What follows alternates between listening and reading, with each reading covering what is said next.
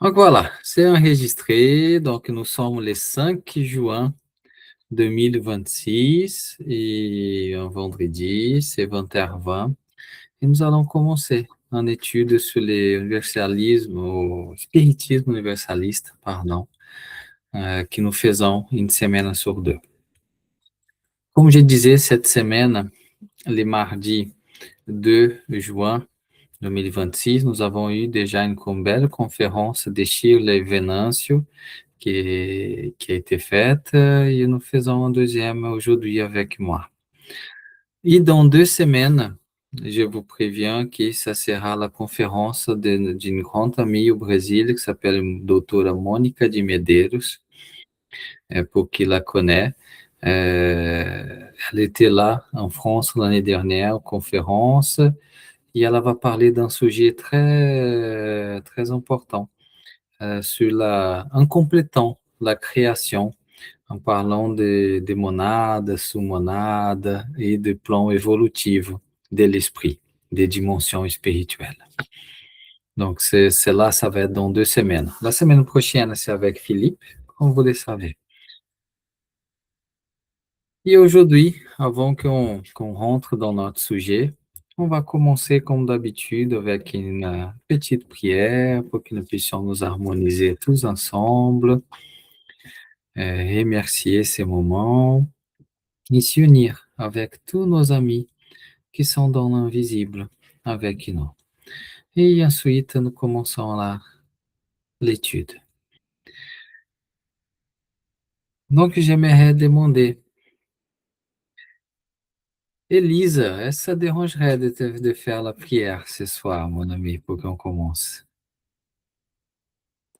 Non, je vais faire. Merci beaucoup. Merci.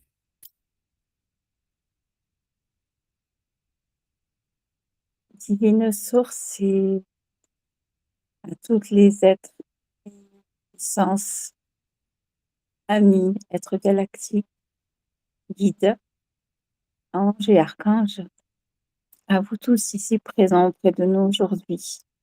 Merci de nous accompagner chaque jour sur notre chemin, pas à pas, lentement, à notre rythme, en respectant chacune de nos évolutions. Vous êtes toujours là à nous tendre la main. Bien sûr, on n'écoute pas toujours, mais vous êtes toujours là à nous parler, à nous guider, à être présents et précieux à nos cœurs.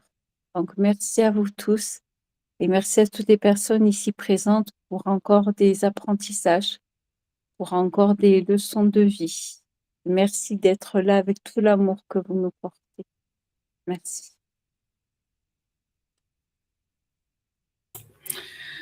Merci, Elisa. Merci à toutes et à tous d'être présents ce soir. Donc, aujourd'hui, on vous ramène un sujet un peu particulier. Le thème aujourd'hui, c'est le pouvoir de l'amour. D'ailleurs, je vais commencer à partager.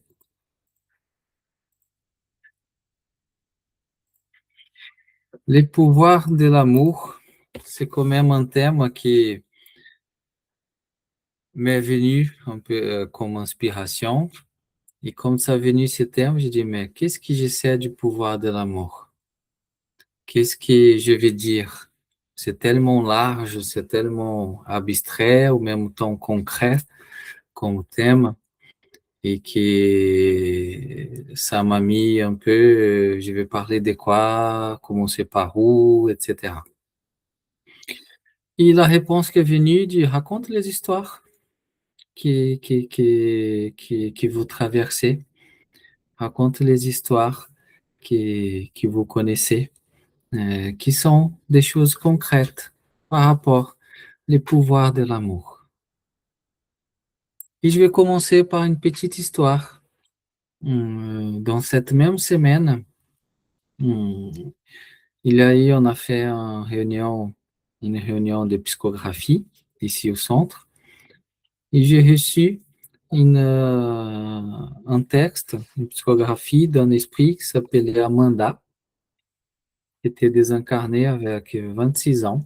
d'âge, et qu'elle a raconté un peu son histoire, qui était de manière résumée à peu près comme ça. Ela se désincarnait en faisant un footing le matin, un footing matinal qu'elle avait l'habitude de faire, et elle a eu un AVC. Et l'AVC était tellement profond que rapidement, elle est décédée, elle est désincarnée. Et elle s'est vue en dehors de son corps, mais un corps connecté avec son corps, et son corps était inerte. Elle a vu les gens qui l'ont retrouvée dans le chemin du footing, qui essayaient de la ranimer, de l'aider. Elle a essayé de parler avec ces gens, les gens ne parlaient pas avec elle, elle n'entendait pas. Euh, les pompiers sont arrivés pour essayer de la ranimer aussi, de l'aider, et pareil, elle a commencé à désespérer complètement.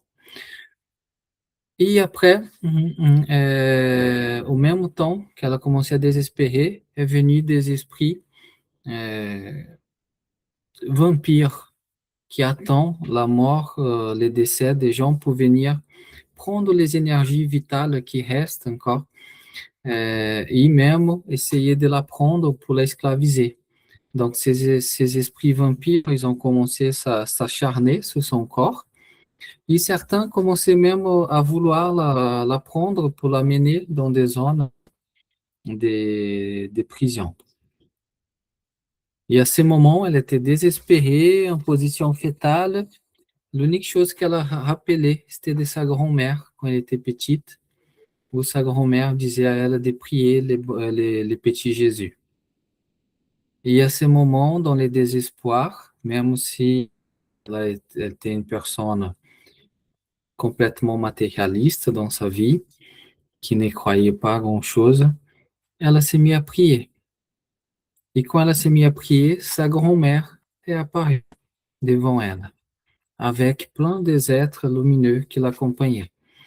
Donc, ils ont éloigné tous ces esprits vampires, et sa grand-mère commençait, l'a pris dans les bras et l'accueillit. Et elle a demandé, mamie, t'es là, qu'est-ce qui se passe? Je rêve, c'est bien réel? Et sa grand-mère dit, non, c'est bien réel, qu'est-ce qui se passe? Arrivé ton air.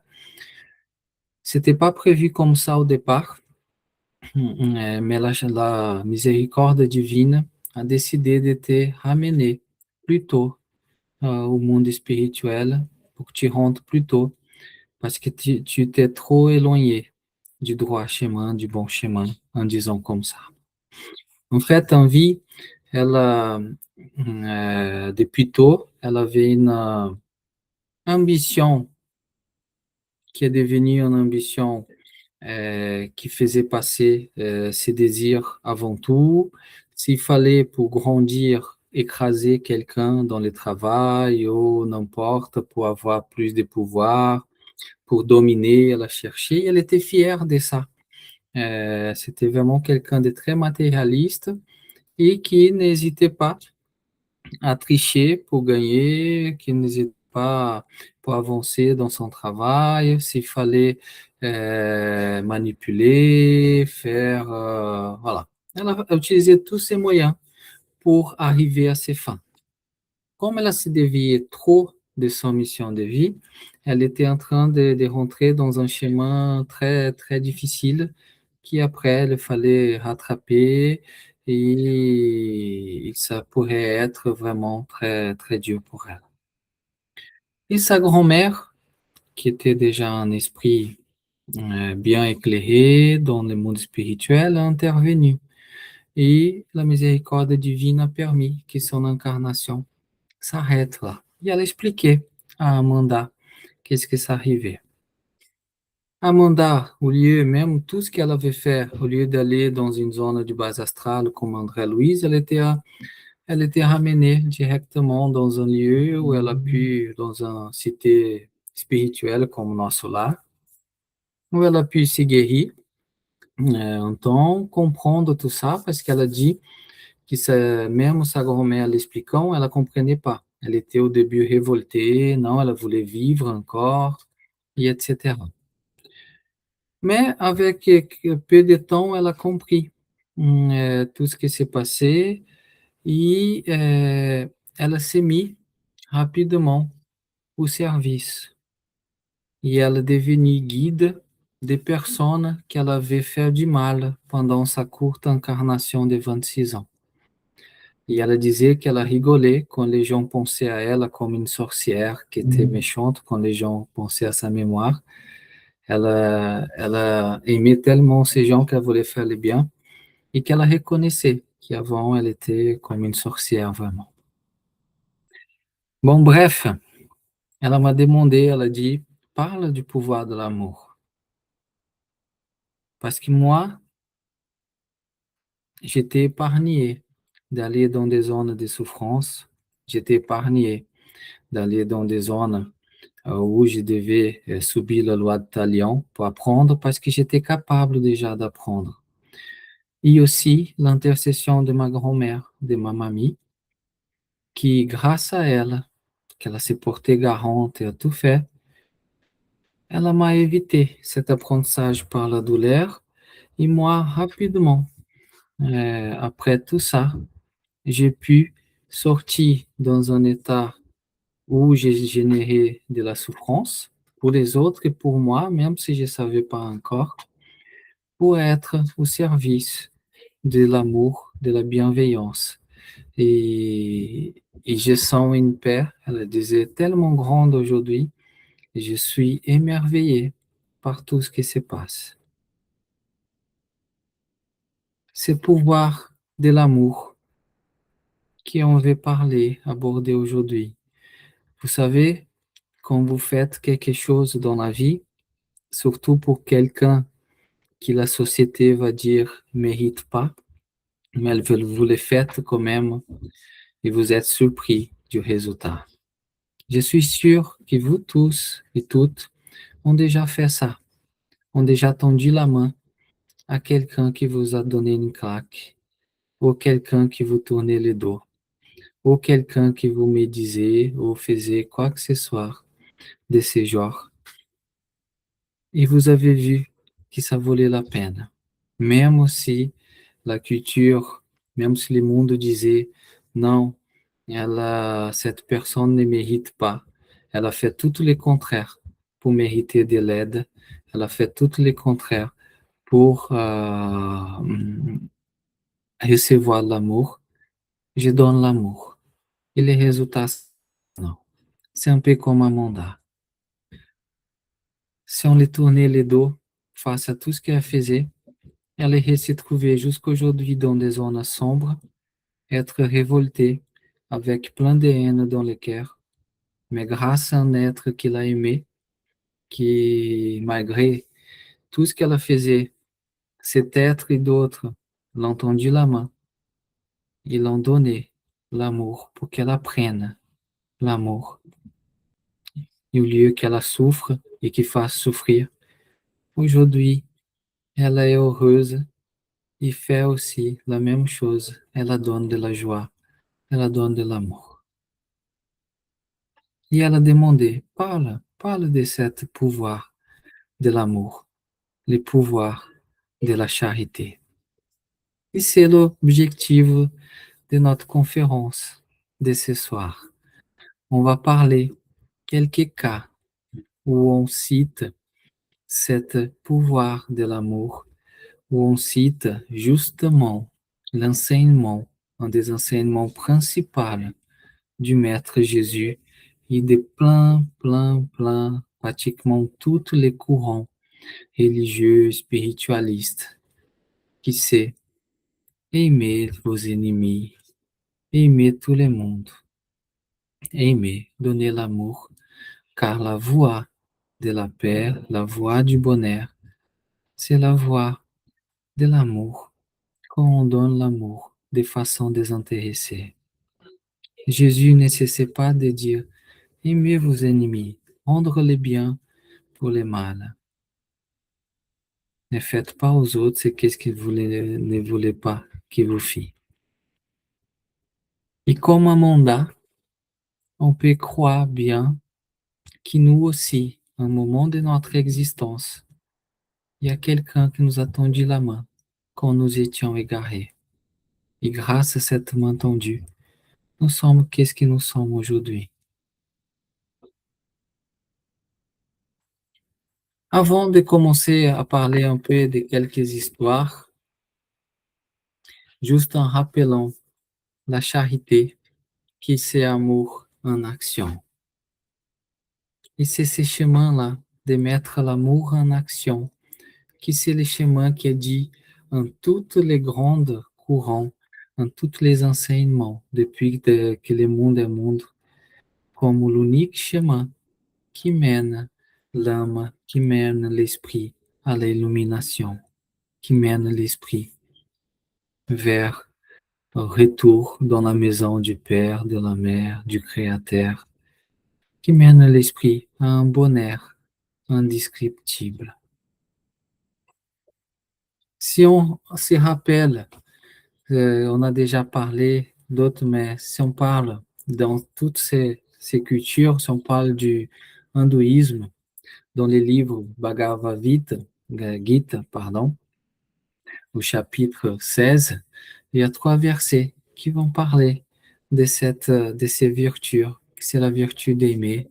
Il va dire le courage, la purification de l'âme, la persévération dans l'union mystique de la science, la libéralité, la tempérance, la pitié, la méditation, l'austérité, la droiture, l'humeur pacifique, la véracité, la douceur, le renoncement, le calme intérieur, la bienveillance, la pitié pour les êtres vivants, la paix du cœur, la mansuétude, la pudeur, la gravité, la force, la patience, la fermeté, la pureté, l'éloignement des offenses, la modestie. Telles sont, ô Bharata, les vertus de celui qui est né dans une condition divine. Ce qu'une personne pense ou fait devrait être accompli pour la gloire et la satisfaction du Créateur. Aucun effort ou prix n'est nécessaire pour ces processus. Et dès qu'on pense que le Créateur, c'est lui qui nous a donné l'existence, c'est quelqu'un de juste, quelque chose, on va dire, une énergie juste et bonne dans sa pureté, qu'on ne peut même pas imaginer, qui va au-delà de notre compréhension. Ce qui doit les plaire, c'est la justice, la bonté, l'amour. Ça, c'était l'hindouisme. Dans les zoroastrismes, on retrouve la phrase suivante: mettez l'accent sur la bienveillance concrète, l'aide aux personnes dans les besoins, la protection des animaux et la protection de la nature comme manifestation de l'ordre divin. Encore une fois, c'est le chemin qui nous amène au divin. Comme l'hindouisme disait, c'est celui qui est dans les divins, les zoroastrismes, pareil. Dans le bouddhisme considère la charité comme un acte visant à réduire la avidité personnelle, qui est un état psychologique malsain, entravant les progrès spirituels.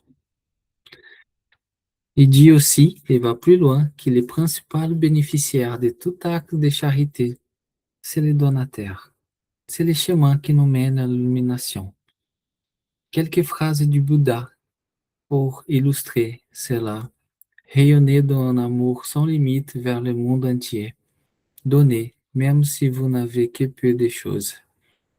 La vraie charité n'existe que lorsqu'il n'y a pas de notion de don, de donneur ou de cadeau. Avant de donner, l'esprit de donneur est heureux. Pendant qu'il donne, l'esprit du donneur est rendu paisible. Et après avoir donné, l'esprit du donneur est élevé. Si vous saviez ce que je sais du pouvoir du don, vous ne laisseriez pas passer un seul repas sans le partager d'une manière ou d'une autre. Encore une fois, le bouddhisme, comme l'hindouisme, le zoroastrisme et tous les grands courants religieux et spirituels mettent la charité comme le chemin vers l'illumination, vers le progrès. Dans le judaïsme, dans la Torah, on a dans les Deutéronome 15, 7, s'il y a un pauvre parmi vos frères, tu n'endurciras pas ton cœur et tu ne fermeras pas ta main contre ton frère pauvre. Il prêche les principes de la générosité et compassion. Dans Lévitique 25, 35, si ton frère s'appauvrit et que ses moyens se faiblissent à proximité de toi, tu les fortifieras. En donnant cette responsabilité sociale, en disant la même chose que les autres, encore une fois. C'est le chemin de la charité, la fraternité et la charité qui va vous mener à la illumination, à la sauvation, pour être sauvé. Dans le courant, même la charité n'est pas seulement recommandée, mais obligatoire. Dans le verset 18, de faire, ceux et celles qui font la charité et qui ont fait à Allah un prêt sincère, cela leur sera multiplié, ils auront une généreuse récompense. Il dit la même chose que Bouddha disait, que le bouddhisme dit, le premier bénéficiaire, c'est celui qui pratique, le plus grand bénéficiaire. Et toute dépense que vous faites dans le bien, il la remplace et c'est lui le meilleur des donateurs. Et dans le christianisme, bien sûr, Jésus a fait de la charité l'unique chemin pour être sauvé. Il dit dans ce texte ce qu'il faut pour être sauvé. Quand le Fils de l'homme viendra dans sa majesté, accompagné de tous les anges, il s'assoira sur le trône de sa gloire. Et toutes les nations étant assemblées devant lui, il séparera les uns d'avec les autres, comme un berger sépare les brebis d'avec les boucs. Il placera les brebis à sa droite, les boucs à sa gauche. Alors le roi dira à ceux qui seront à sa droite, venez, vous qui avez été bénis par mon Père, possédez les royaumes qui vous a été préparé dès le commencement du monde. Car j'ai eu faim et vous m'avez donné à manger. J'ai eu soif et vous m'avez donné à boire. J'ai eu besoin de logement et vous m'avez logé. J'ai été nu et vous m'avez revêtu. J'étais malade et vous m'avez visité. J'étais en prison et vous m'êtes venu voir. Alors les justes les répondront, Seigneur, quand est-ce que nous avons vu avoir faim ou que nous vous avons donné à manger ou avoir soif et que nous vous avons donné à boire? Quand est-ce que nous vous avons vu sans logement et que nous vous avons logé, ou sans habit que nous vous avons revêtu? Et quand est-ce que nous vous avons vu malade ou en prison et que nous sommes venus vous visiter? Et le roi leur répondra, je vous dis en vérité, autant de fois que vous l'avez fait à l'égard de l'un de ces plus petits de mes frères, c'est à moi-même que vous l'avez fait. Il dira ensuite à ceux qui seront à sa gauche, retirez-vous de moi, maudit. Saint Matthieu.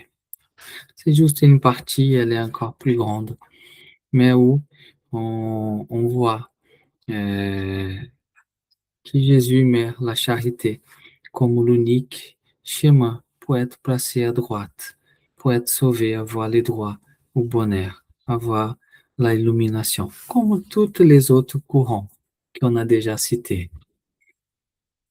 Toute la morale de Jésus se résume dans la charité et l'humilité, c'est-à-dire dans les deux vertus contraires à l'égoïsme et à l'orgueil. Il fait plus que de recommander la charité, il la pose nettement et en termes explicites comme la condition absolue du bonheur futur.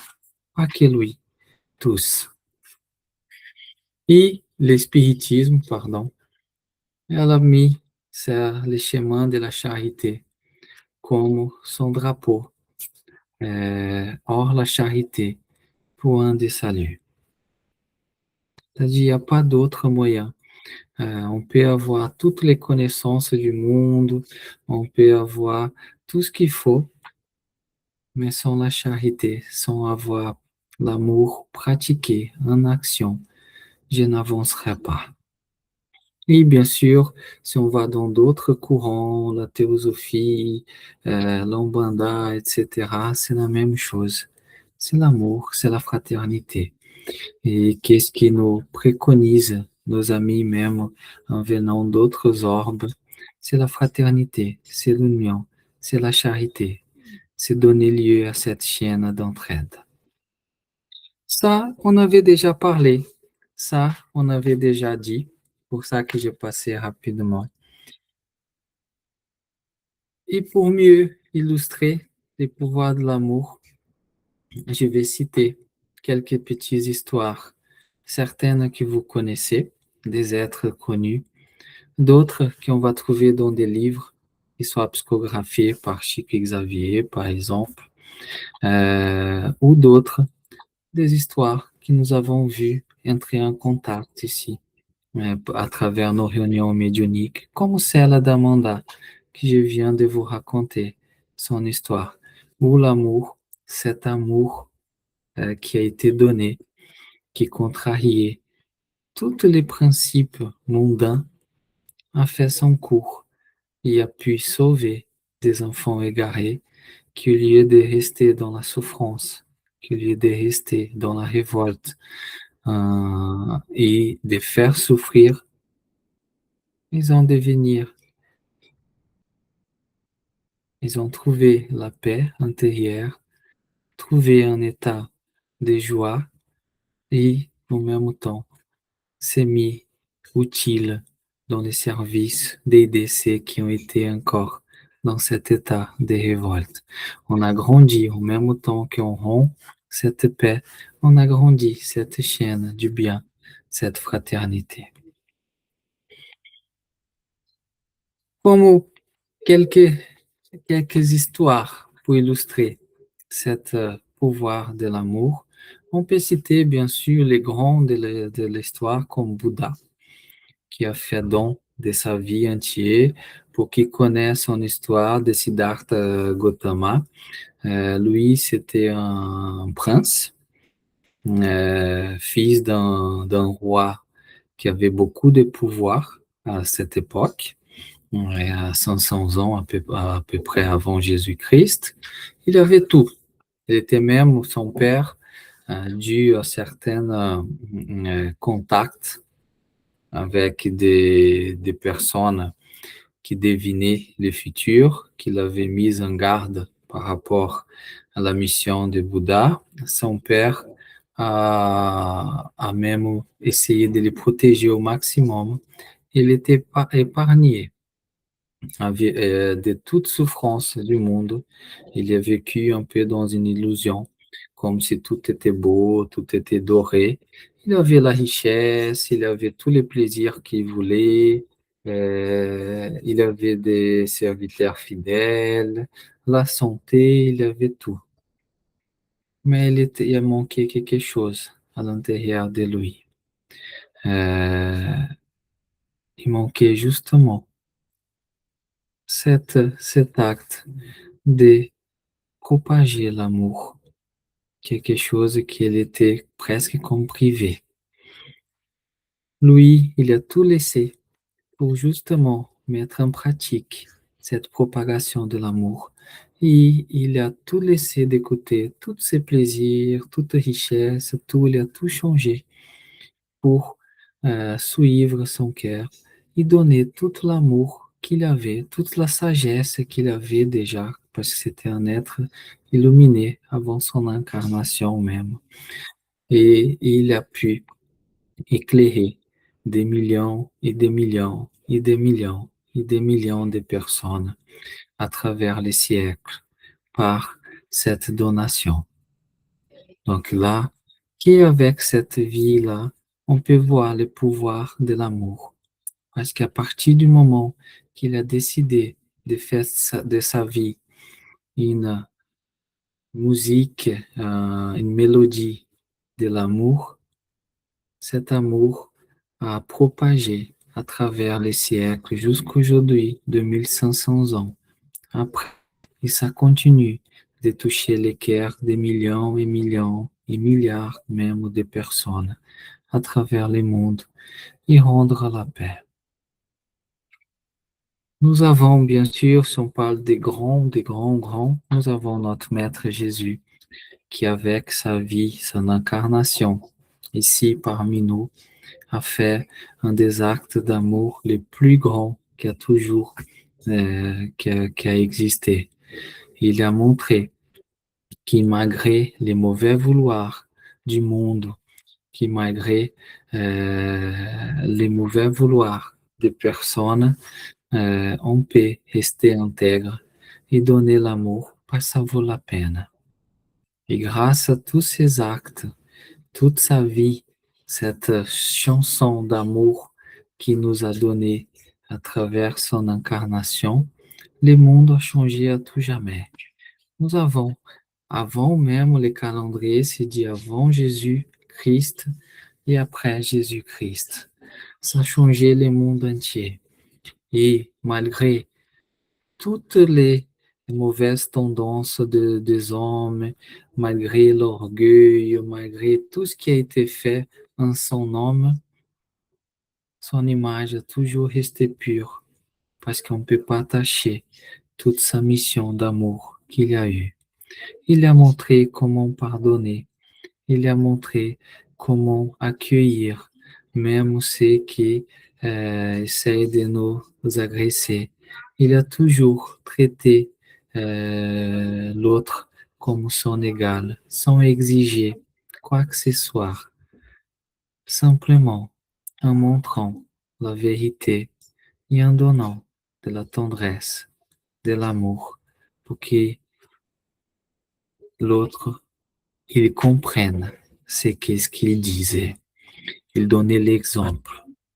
Et quand l'autre comprend, il ne veut plus savoir de l'ancienne manière de vivre. Il ne veut plus savoir de la souffrance.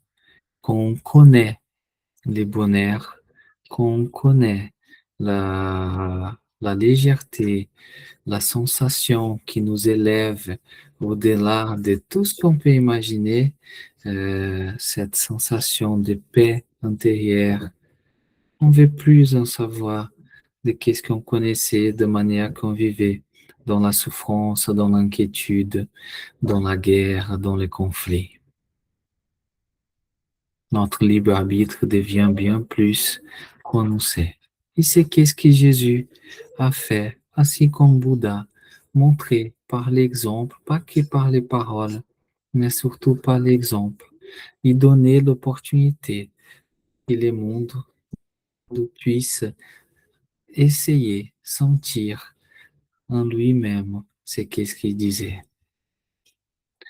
Il y a, juste pour illustrer ça, un jour, je vis une conférence d'un monge qui disait que quand il est allé, il a cité l'Italie, qu'il est allé à l'Italie, il est allé dans un marché, comme ce marché du dimanche que nous avons en France.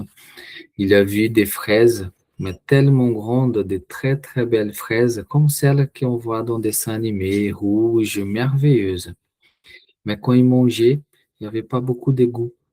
Mais ela était belle, était merveilleuse, ça coûtait super cher.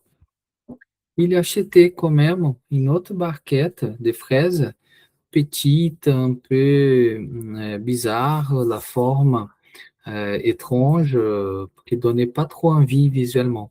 Mais quand il a mangé, c'était d'un tel goût, c'était tellement merveilleux qu'après qu'il a mangé cette petite fraise qui, au premier abord, ça donnait pas trop envie, mais qui était tellement bon, l'autre qui était merveilleuse, il ne voulait plus.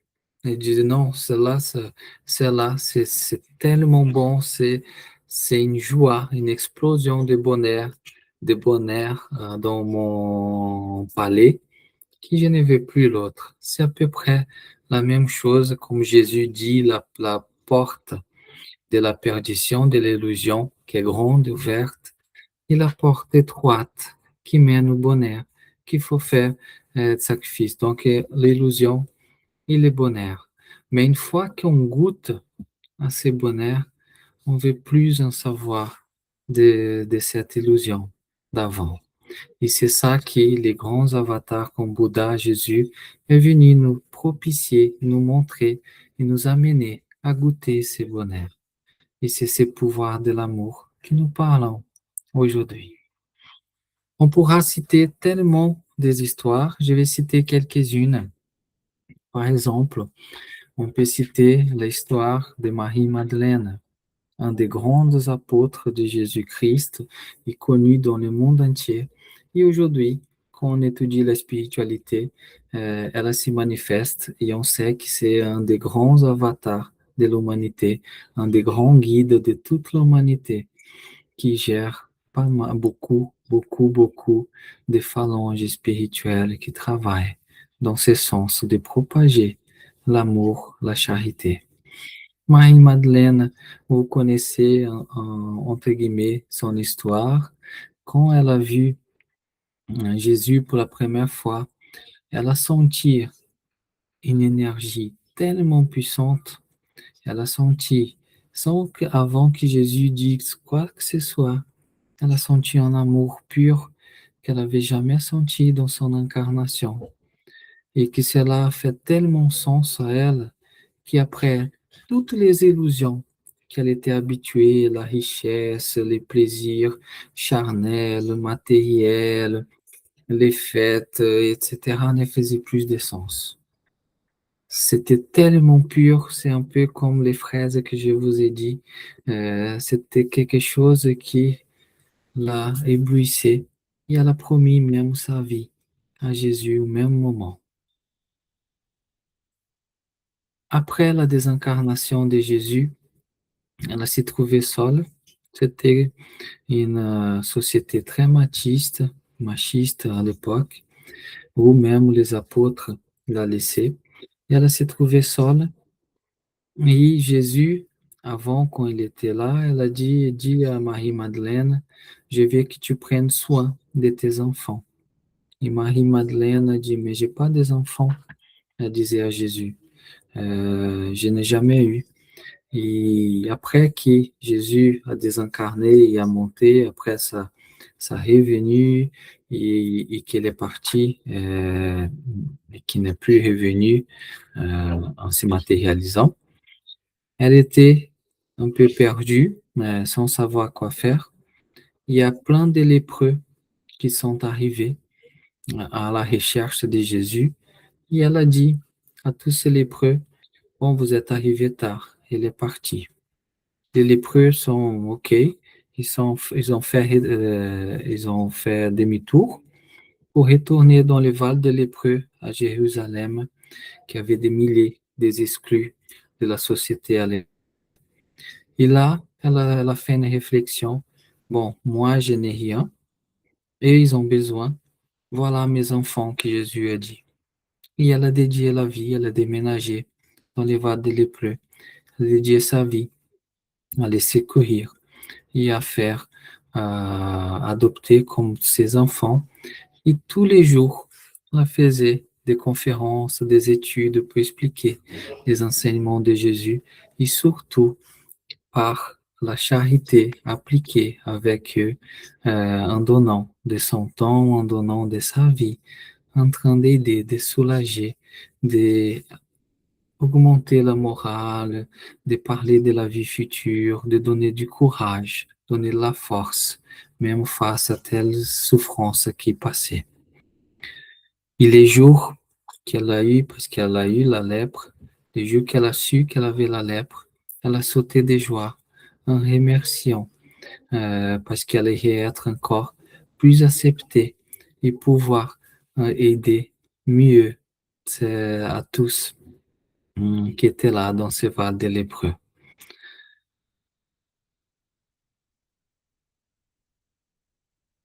Elle a pu sauver beaucoup, qu'il soit physiquement, mais surtout,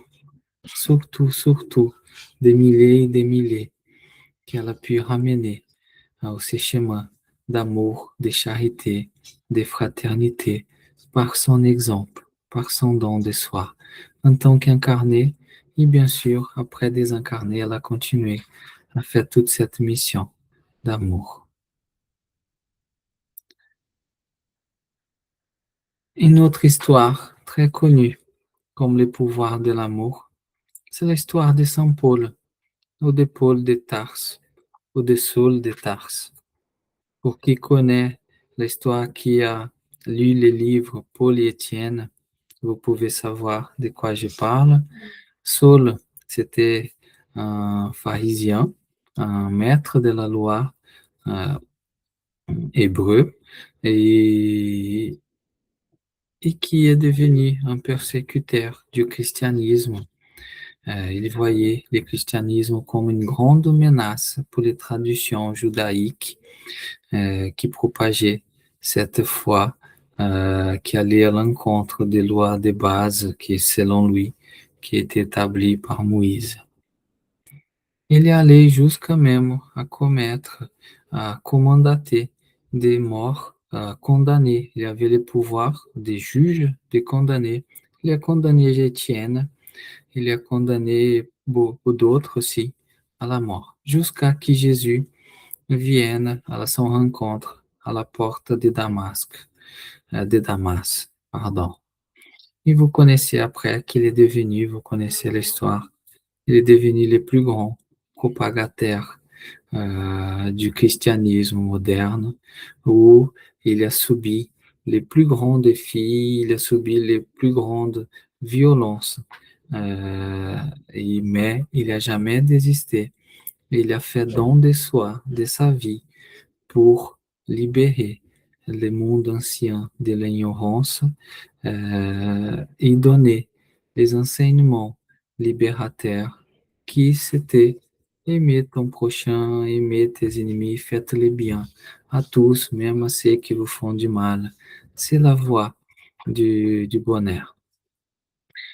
Et dans un témoignage qu'il fait, qui c'est une partie, un moment du livre Paul Étienne, qui a retraité dans ses livres, quand était en prison, il a souffert les mépris de tout le monde, il a souffert la violence, et avec les corps dilacérés, blessés, avec faim, douleur, fatigue, seul, il s'est senti, il a dit, je suis en paix avec moi. C'était un état qu'il ne connaissait pas, parce que malgré tout, il avait fait quelque chose, il avait donné de l'amour, et cela, ça l'a emporté dans un état magnifique. Et bien sûr, tout ce qu'il a fait a pu réveiller tellement de conscience, a propagé les biens, et grâce à ça, le monde entier a été changé après. Une chose qu'on ne sait pas, c'est que c'est lui qui l'a condamné à mort. Étienne est devenu son guide. Donc Étienne qui a fait cette preuve d'amour tellement puissant envers Paul. Au lieu de le haïr, Étienne, au contraire, a demandé de l'accompagner pour l'aider, en respectant son moment, en respectant jusqu'à qu'il puisse comprendre, mais sans jamais désister. Et après, une fois qu'il a compris, il était à ses côtés. Ils ont pu faire ensemble tout ce qui a été fait. Donc, au lieu, Étienne, au lieu de rendre le mal pour le mal, parce qu'il a subi une mort difficile, violente, il a préféré d'aimer, de donner l'amour, de donner l'opportunité à Paul. Et regarde tout ce qui est suivi après. Pouvoir de l'amour. Qui a déjà lu les livres à 2000 ans euh, des psychographies par Chico Xavier et dictées par son guide Emmanuel, il y a un personnage, bon, et bien sûr, il y a Emmanuel, qui c'est Publio Lentulus, mais il y a sa femme, qui s'appelle Livia. Livia, sa femme, c'était peut-être le personnage principal, c'était cette donataire d'amour dans toute cette histoire. Sa femme a toujours été fidèle à son mari Emmanuel, mais aussi quand elle a découvert le christianisme, elle a compris et elle était fidèle à cette... hum, elle essayait de faire de son mieux pour sauver Jésus. Elle est allée même parler avec Ponce Pilate quand Jésus était en prison. Et grâce à ça, elle était vue comme si elle avait trompé son mari. Et son mari, en pensant qu'elle avait trompé avec Ponce Pilate, et elle était en train d'essayer de sauver Jésus, il l'a écartée pendant des années, pendant une vingtaine d'années presque, de sa vie, en la laissant loin de sa fille. Elle n'a jamais s'est mise en révolte. Elle a bien sûr été triste, elle était dégoûtée de la situation, profondément attristée, mais elle a toujours accepté dans le sens de ne jamais rendre le mal pour le mal. Elle a toujours été là, malgré son mari tourner le dos. Elle a les soutenir, donner de l'amour. Et ça finit pour payer. Son mari, à un moment, qui était l'incarnation d'Emmanuel, a reconnu ses torts, vingtaine d'années plus tard, et a repris, et a donné sa place de femme. Et grâce à tous les sacrifices, et grâce à tout l'amour qu'elle a donné, parce qu'elle a sauvé aussi son esclave, parce qu'elle s'est mise à la place de son esclave, de sa serviteur, en fait, et était martyr, était devenu un martyr dans les cirques romains à la place de quelqu'un d'autre.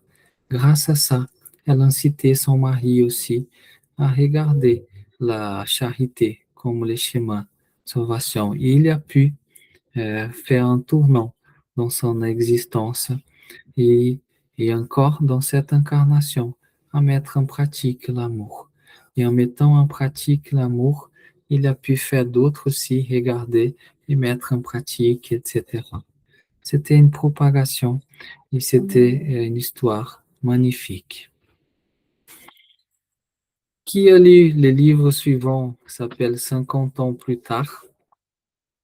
Emmanuel raconte aussi, c'est psychographié, Emmanuel raconte aussi l'histoire d'une jeune femme qui s'appelle Celia Lucius, qui était fille des Romains illustres et qui a subi beaucoup des épreuves très, très, très difficiles. Elle a aidé sa mère à sortir d'une des personnes qui voulaient la dénigrer, son image. Donc, elle a assumé être maman d'un bébé que c'était pas à elle. À l'époque, c'était quelque chose de très difficile.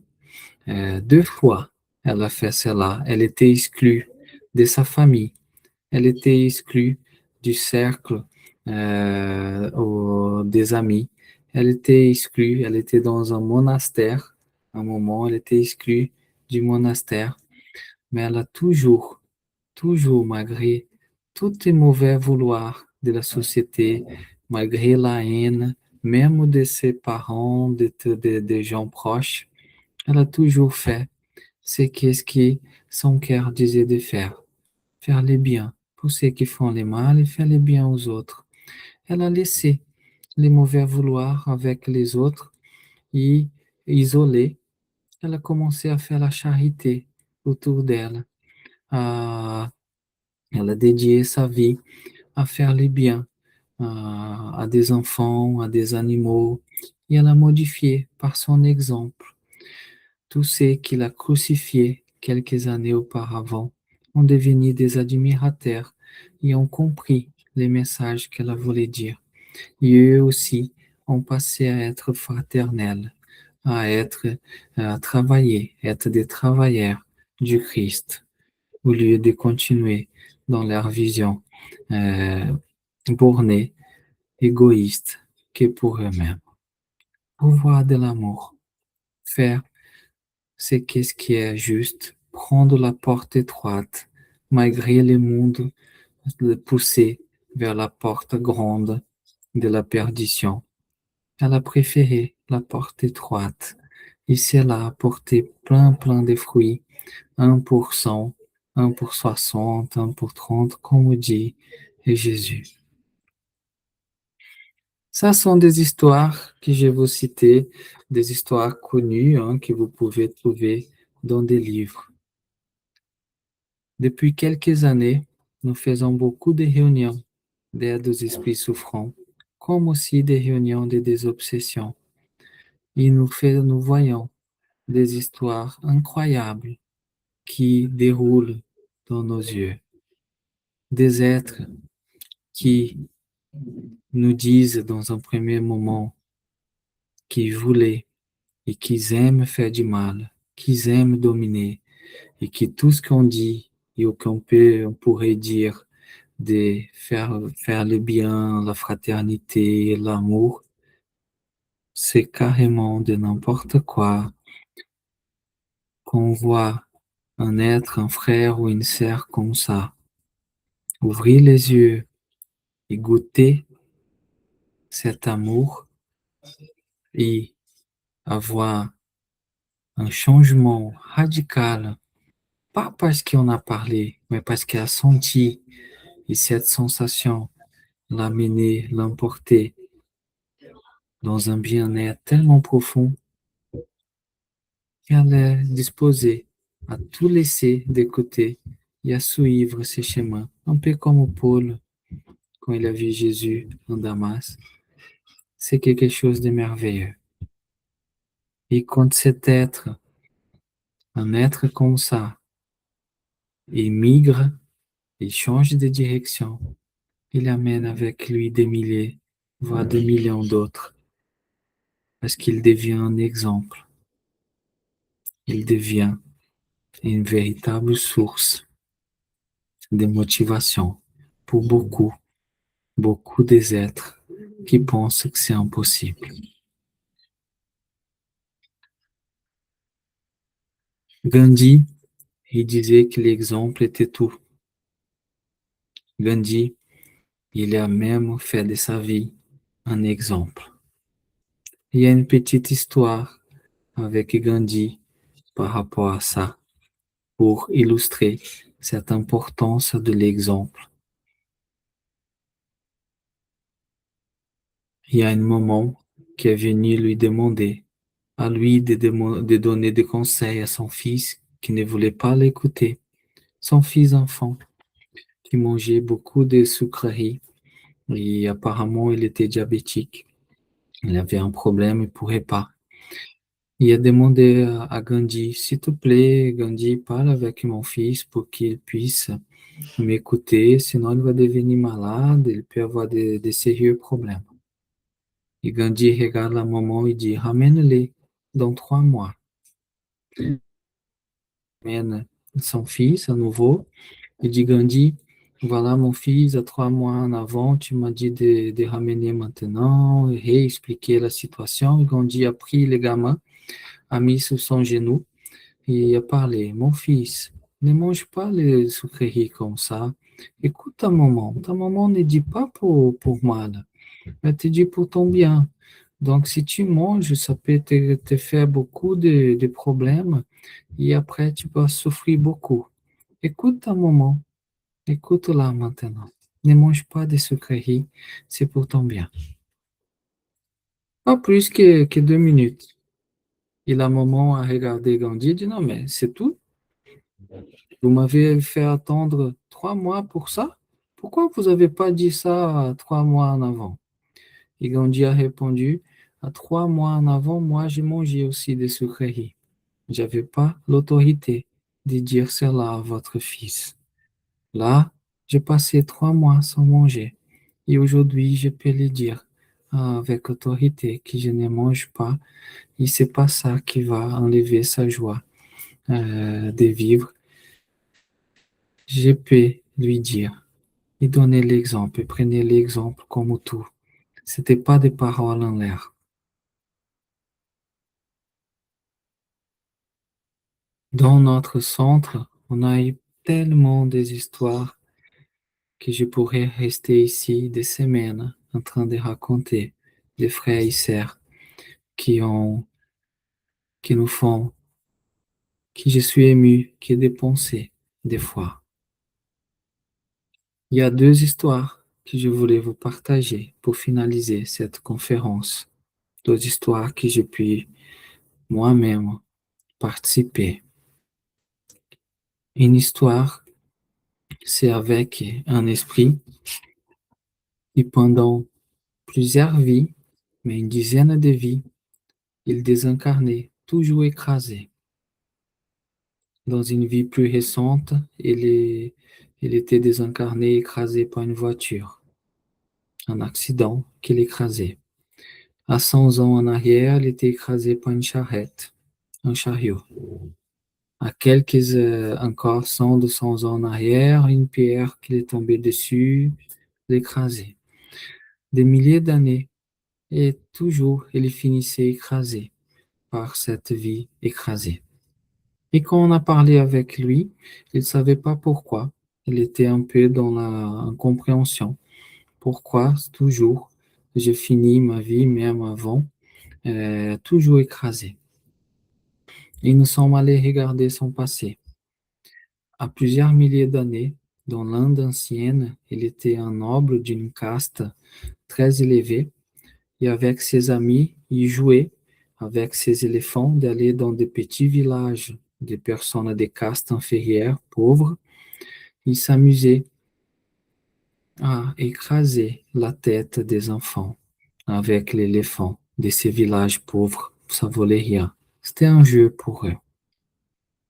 Et cela, ça l'a marqué tellement que pendant des milliers d'années, sa culpabilité l'a mené à toujours à souffrir les mêmes sorts. Et quand il a vu ça, il a dit, non, mais je mérite, maintenant je comprends. On a parlé un petit peu avec lui et on a montré que peut-être, c'est pas question de mérite ou pas, mais qu'il pourrait, au lieu de se faire écraser, qu'il pourrait faire quelque chose de bon, même pour ses enfants, pour ses esprits, qui à cette époque, il a fait souffrir en écrasant la tête. Oh, et il a tout de suite, il a dit non, mais vous pensez que je peux faire un projet, par exemple, dans ma prochaine incarnation, je vais avoir un orphelinat, je vais m'occuper d'un orphelinat pour accueillir des enfants de rue, des enfants qui n'ont pas de père et mère. Vous pensez que c'est possible? C'est qu'est-ce que je veux? Je vais aider. Et les guides ont dit pourquoi pas? Fais les projets et les portes vont s'ouvrir. Et aujourd'hui, on sait, comme retour, il m'a demandé aussi de raconter cette histoire, qu'il est dans le plan spirituel, il n'est pas réincarné encore, mais il va se réincarner à bientôt pour faire ces projets-là. Mais il les met en pratique déjà. Il travaille avec des esprits enfants qui désincarnent enfants maltraités. Il les accueille. Il fait déjà ce travail d'orphelinat dans les plans spirituels. Et c'est beau quand il raconte tous les enfants qui arrivaient révoltés. Et grâce à cette donation d'amour, ces enfants retrouvent la joie, retrouvent la foi dans l'humanité. Donc, encore une fois, pouvoir de l'amour. Au lieu de les mettre dans un état de culpabilité, les guides ont l'accueilli, l'ont pas jugé pour ses actes, en respectant son, son chemin, en respectant son vouloir, mais en laissant ouvert. Il a pu devenir utile comme un mandat. Il a pu, lui, trouver une paix qui a des milliers d'années il n'avait pas en pratiquant l'amour. Et la deuxième histoire, l'histoire qui, une des premières réunions que nous avons fait ici dans le centre, où nous avons traité un esprit qui était très puissant. C'était un esprit obsesseur qui obsédait, on ne sait pas les nombres, des milliers, des millions, C'était un véritable chef de mafia. C'est un esprit féminin, mais un véritable chef de mafia dans l'umbral, dans les bases astrales. On a dû passer 10 heures en parlant jusqu'à qu'elle accepte cet esprit sans la contrainte de la même de regarder autrement. Et elle a libéré tellement des êtres qui sont venus avec elle quand elle a dit, OK, c'est pour moi le moment peut-être d'essayer et de guérir des blessures antérieures à moi. Après plus ou moins un an de notre temps ici, à nous, elle s'est manifestée et elle est devenue un guide de notre maison. Aujourd'hui, elle travaille avec nous main dans la main, surtout dans les cas les plus difficiles que nous rencontrons. Par son exemple, elle a pu dire, vous aussi, vous pouvez, regardez-moi. Moi, je suis sorti du fond des ténèbres et aujourd'hui, j'ai le sourire. Et elle nous aide en apportant cette histoire, en apportant son exemple, à ramener aussi des frères et sœurs égarés dans la même situation qu'elle, pour voir de l'amour. Et je suis sûr que vous aussi, vous avez traversé des histoires dans votre vie, des histoires qui, quand vous étiez patient, même si l'autre, les mondes iraient dire à vous, il ne les mérite pas, vous avez cueilli des fruits tellement beaux, des histoires que vous avez fait la charité à des êtres qui vous agressaient et vous avez récolté des fruits. Si vous ne l'avez pas fait, si vous n'avez pas cette histoire, je vous invite à essayer, à faire vraiment du bien à ceux qui vous haïssent, à rendre le bien pour le mal, à pardonner. Et vous allez sentir en vous-même, par vous-même, les goûts de petites fraises, difficiles, un peu pas très belles, pas très attractives au début, mais ces goûts tellement beaux, tellement profonds, que vous allez plus jamais vouloir la fraise, qui sont les illusions qui nous éloignent de notre essence divine, qui est l'amour. Merci beaucoup, les amis. Si vous avez des questions, des commentaires, voilà, c'est qu'est-ce qu'on voulait vous passer aujourd'hui. S'il vous plaît, la parole à vous.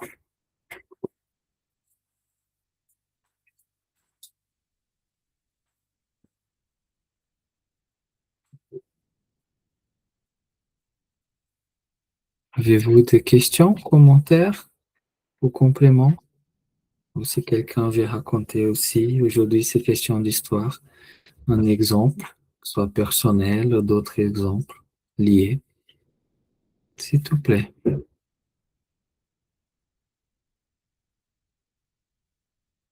Oui, Philippe, s'il te plaît.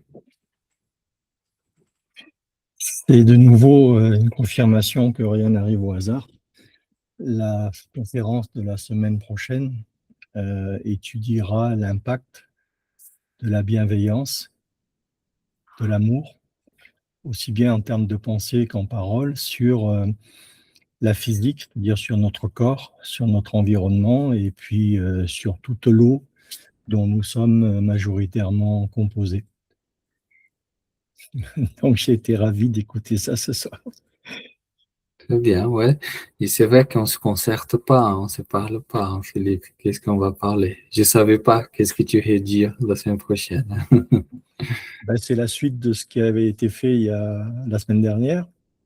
Et donc, ton intervention est tombée à propos, si tu veux, entre les deux modules qui se suivent, en fait. D'accord. Et je montrais, je ne sais pas si tu as vu la dernière séance, mais je montrais une vidéo où on voit une musicienne jouer complètement dans l'invisible, sans toucher quoi que ce soit, et produire un son d'une beauté extraordinaire. D'accord. Non, j'avoue, j'ai pas encore regardé l'étude la semaine dernière que tu as menée. La semaine J'avoue que je prochaine, savais pas. il y a la suite et ça suit exactement ce que tu dis ce soir. Merci. Merci Philippe. Quelqu'un aimerait raconter une petite histoire ou faire un complément, s'il vous plaît? Un petit exemple qui est arrivé, même soit simple dans votre vie. Non, mais j'ai une question, Luciano. Oui, Françoise? Euh, que penses-tu ou quelles seraient les conséquences, on va dire, un peu mince, j'ai perdu son nom, Robin des Bois, d'un Robin des Bois, mais transposé ici, on va dire au XXe siècle, hein. C'est-à-dire quelqu'un qui va éventuellement voler, chaparder, sans commettre d'autres méfaits, et qui va éventuellement se servir de cette manne financière pour aller faire le bien, entre guillemets, en donner aux autres, hein. Je ne sais pas si tu arrives à me suivre ou si je me fais comprendre. Ouais, non, j'ai bien compris. Parce que d'un côté, c'est pas bien, on est d'accord, hein, mais de l'autre côté, c'est bien. On rentre dans des questions très philosophiques, mon ami. Les biens et les mal. Si on prend comme base les enseignements qu'on a reçus de nos frères et sœurs, esprits plus élevés, l'intention compte beaucoup. Les contextes comptent beaucoup. Après, tout acte qu'on fait, il y a ses conséquences. On ne peut pas faire certaines choses déguisées en faisant les biens. L'acte en soi, bien sûr, il aura ses conséquences. Parce qu'en quelque sorte, on n'a pas besoin de voler pour faire les biens. On peut faire les biens sans voler. Par contre, l'intention de faire les biens, ça va compter beaucoup dans ses conséquences. Je donne un exemple très simple. Très simple. Dans les livres des ciels et l'enfer d'Allan Kardec, de la codification spirite, il y a une histoire d'un homme suicidé qui, pendant la guerre entre la France et l'Italie, son fils était convoqué pour la guerre. C'était son unique fils. Il y avait une loi à l'époque qui disait que si, sa mère était veuve, et c'était lui l'unique fils, sa mère donc dépendait de son fils, il était libre, il n'était plus obligé d'aller à la guerre, au contraire, il n'allait point à la guerre. Donc son père, en voulant éviter la guerre et en voulant éviter que sa femme ait un fils mort à la guerre, en voulant éviter cette douleur, il s'est donné la mort. En se tuant, sa femme est devenue veuve avec un seul fils homme et, de ce fait, il était épargné d'aller à la guerre. La loi disait, comme il était l'unique responsable d'elle, elle dépendait de lui, donc c'était une loi de l'époque, hein, de la France. Donc, tu vois, les intentions qu'il y a eu pour se suicider, c'était pas parce il fuyait d'un problème, etc. C'est parce qu'il voulait épargner, faire un bien, épargner son fils des horreurs de la guerre et épargner sa femme. Mais le suicide reste quand même un acte contraire les lois divines. Il y a eu les conséquences, il vient donner son témoignage, mais beaucoup moindre ou plus atténué que quelqu'un qui commet le suicide peut-être dans un autre cas. Donc tout rentre dans la balance, mais ça va pas épargner l'acte de voler dans ces cas-là, parce que l'acte de voler, même s'il est en train de faire des biens à quelqu'un, il est en train aussi de faire des souffrances à qui il vole, en quelque sorte. Et cette énergie, comme dit la loi des causes et effets, toute énergie qu'on lance dans l'univers, qu'on provoque et qu'on génère, revient à nous. Donc, les énergies des biens qu'il va faire à travers la donation va venir en bien, ça. Et les énergies des souffrances qu'il va générer à qui il a volé va revenir à lui aussi, il va devoir faire face un jour. Mais sans juger dans le sens c'est bien, c'est mal.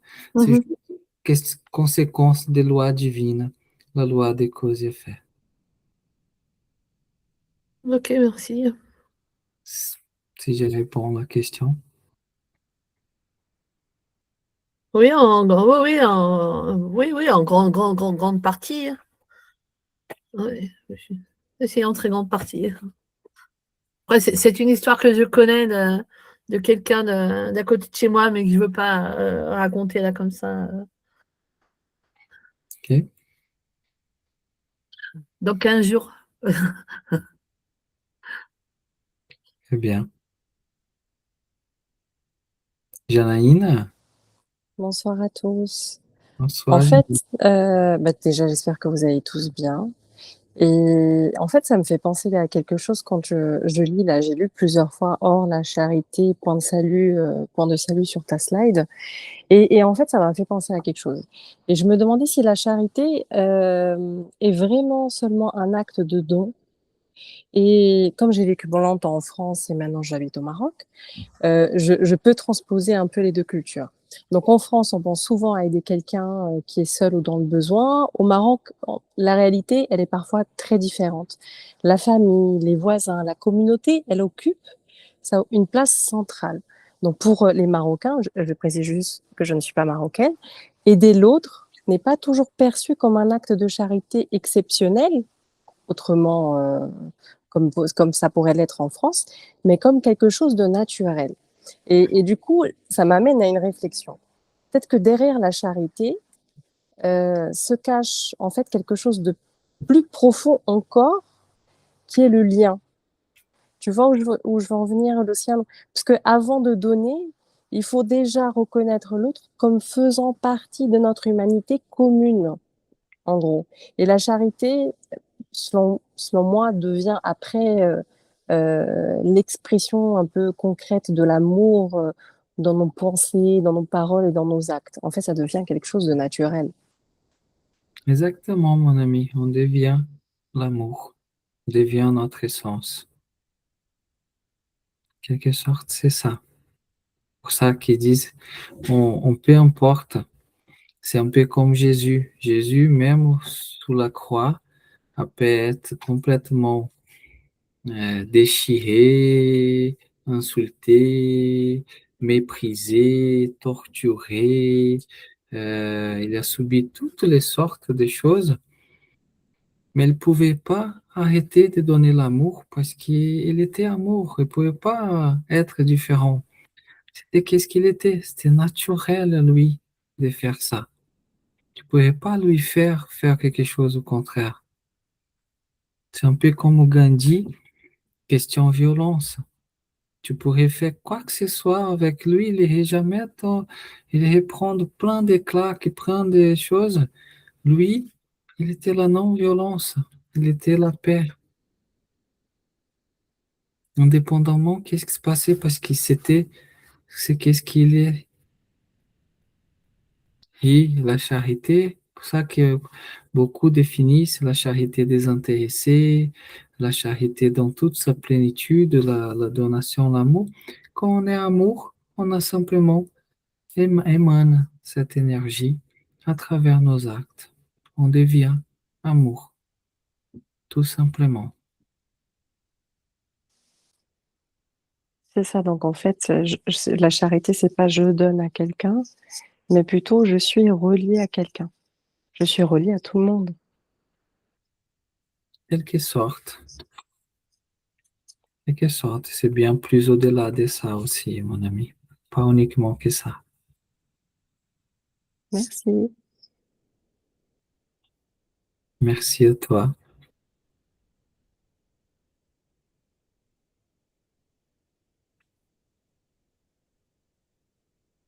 Quelqu'un veut dire, raconter peut-être un fait de sa vie qui parle de ce pouvoir de l'amour qui va à l'encontre des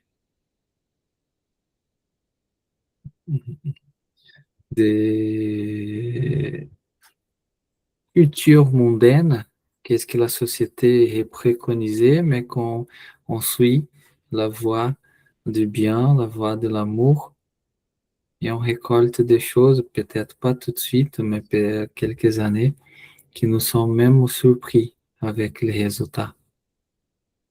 Quelqu'un aimerait raconter un petit cas comme ça? Oui, Elisa, s'il te plaît.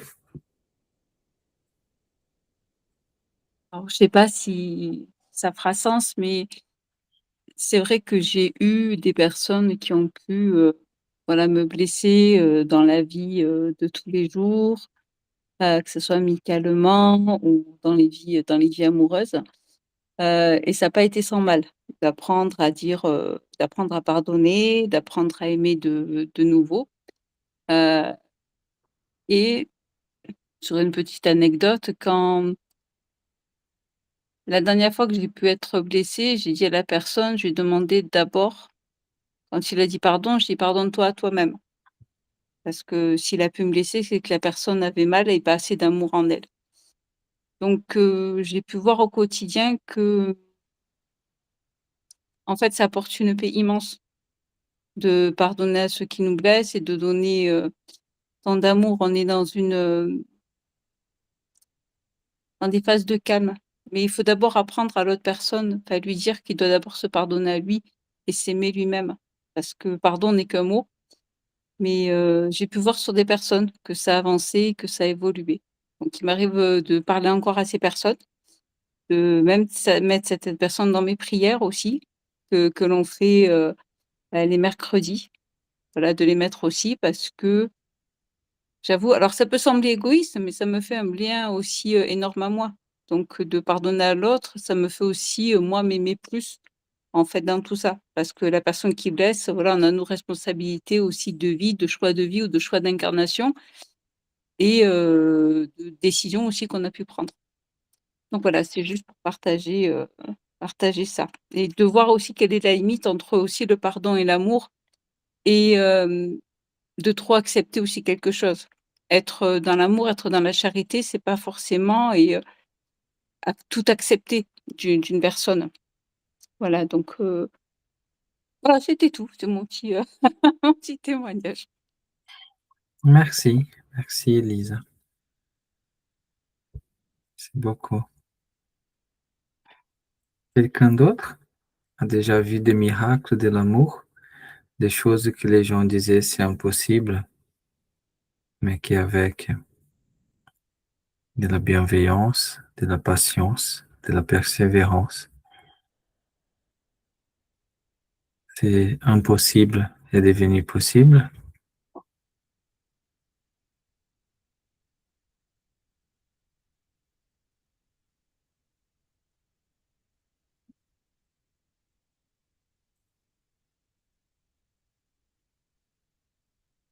Personne veut dire ou raconter une petite anecdote par rapport à ça.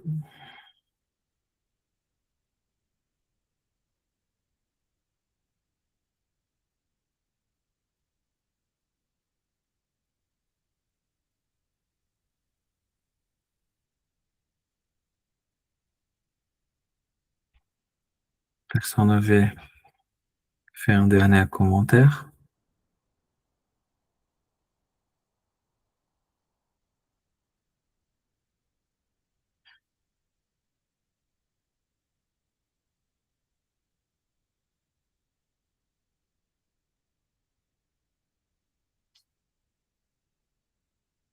Ok.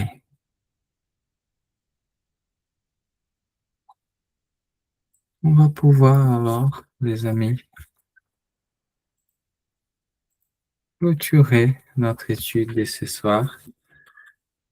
On va pouvoir faire notre prière de fin et les messages que j'aimerais vous laisser avant que je vais demander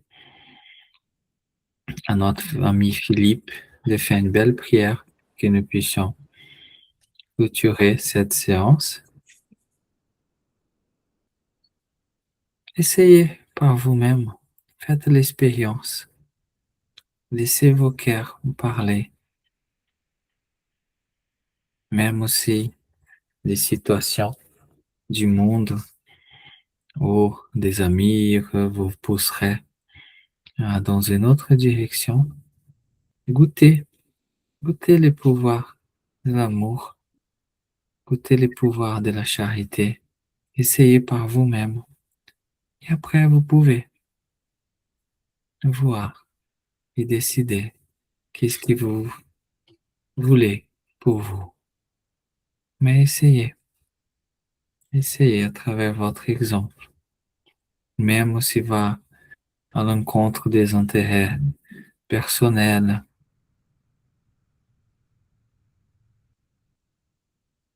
Je suis sûr que vous ne regretterez pas. Philippe, si tu peux faire la prière, s'il te plaît. Oui. Merci. Mon Dieu, source de toutes choses, toi qui par une parole d'amour as donné naissance au monde, nous te rendons grâce. Nous te remercions de nous avoir permis de partager ce moment tous ensemble. Puisse ton amour continuer de nous montrer la voie, de nous montrer l'exemple, pour que nous puissions tous, à notre tour, poursuivre notre réforme intime, transmuter vice après vice en vertu, et au final, en foi, en espérance et en charité. Charité qui ne se résume pas seulement aux dons que l'on fait à soi ou aux autres, mais charité en tant que caritas, en tant que agapé, c'est-à-dire en tant qu'amour inconditionnel, sans retenue, sans jugement, sans attendre de retour. Juste un simple acte d'amour, une simple parole de bienveillance, un acte de relèvement d'une personne à terre, une parole douce à quelqu'un qui ne s'y attendait pas, un simple sourire, un moment de bienveillance qui dure et qui se perpétue dans la distance et dans le temps. Guide-nous, Seigneur, et donne-nous la force de rester dans la voie de l'amour. Une voie difficile pour nous qui sommes ici pour apprendre de cette incarnation à devenir la meilleure version de nous-mêmes. Et la seule voie pour y parvenir, c'est celle de l'amour, celle de Caritas. Car hors la charité, point de salut. Amen.